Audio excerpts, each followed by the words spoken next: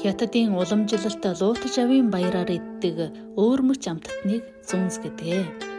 Жил бүрийн бэлгийн тооллын 5 дугаар сарын 5-нд явагддаг луутаж авийн баяр нь энэ жилийн хувьд аргын тооллын 6 дугаар сарын 19-нд тохиож байна.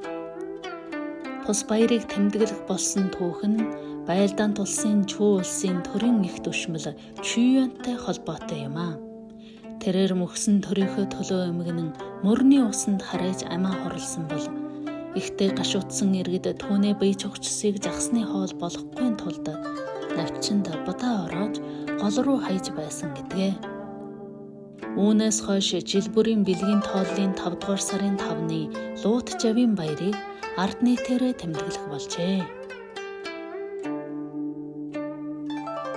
Тэгвэл бид өнөөдөр та бүхэнд зүнс хийх аргаас хуваалцъя.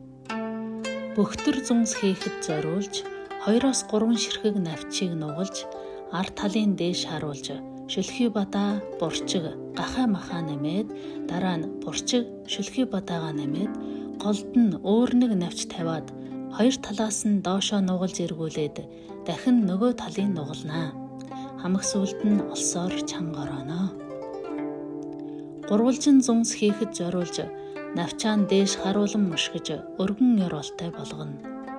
Үүн дээр шүлхий бадаа бурчхан хийж өөр нэг давхар навчаар ороож хажуу талын төв рүү нугалж булан уудын чанга чимхэж олсоор орооно.